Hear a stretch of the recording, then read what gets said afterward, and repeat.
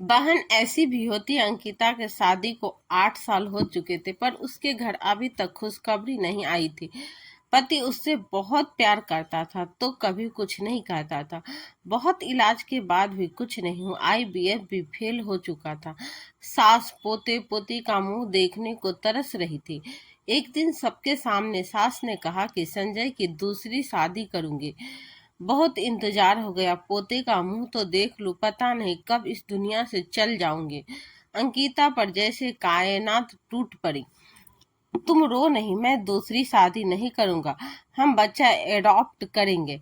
पगली माँ से बात करूंगा। यह कहकर संजय ने प्यार से उसे गले लगाया। माँ ने एडॉप्ट करने की बात पर बहुत बातें सुनाई और बोली, मेरा खून चाहिए मुझे, कहीं से भी तुम किसी का बच्चा भी ले आओ और मैं उसे अपना लूं। कभी नहीं। अंकिता की बहन संगीता की शादी भी उसी शहर में हुई थी। संगीता की शादी की 5 साल हुई थी और उसके एक बेटी थी 3 साल की। अंकिता की सास अपनी बहू को खूब बातें सुनाती। एक दूसरी बहन है, कितनी जल्दी दादी बना दी उसने अपनी सास को। एक तुम हो, पता नहीं क्या बीमारी है तुझे। एक दिन खबर आई कि संगीता फिर से माँ बनने वाली है। फिर क्या था, सब अंकिता पर चढ़ बैठे। संगीता को अपनी दीदी के हालत का पता चला और दूसरी शादी का भी, तो उसने फोन पर बात की और बताया, दीदी खुशखबरी है। दीदी ने खुश होकर कहा, पता है बिट्टी।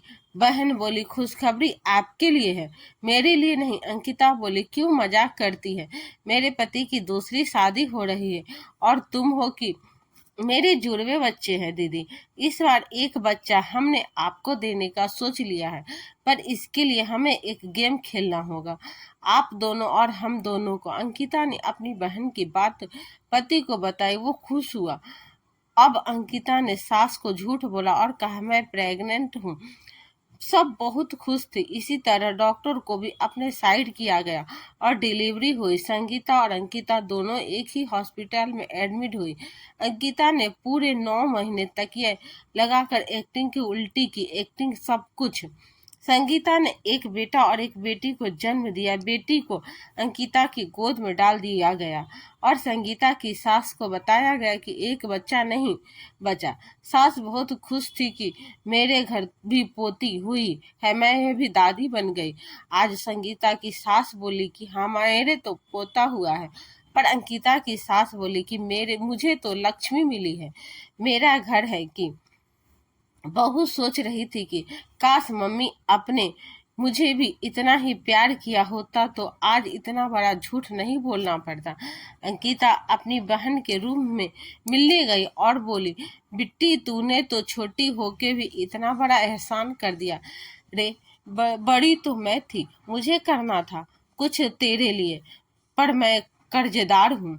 संगीता बोली, मेरे बच्चे को इतनी अच्छी और काबिल माँ मिल रही है जो मुझसे भी ज्यादा अच्छी परवरिश करेगी। और क्या चाहिए मुझे दीदी। बहन तेरी तरह भी होती है, ये कभी नहीं सोच सकती थी मैं। अंकिता उससे चिपट कर रो पड़ी। ये बात हमारे सिवा कोई नहीं जानेगा। अब उस बारे में कोई बात नहीं करना चाहता। ये आपके नसीब की बेटी है जो आपको मिल गई। तो बहन ऐसी भी होती है। दोस्तों, ऐसे ही कहानी सुनने के लिए हमारे पेज को फॉलो जरूर कर लीजिएगा और अच्छे लगे तो कमेंट कर दीजिएगा। धन्यवाद।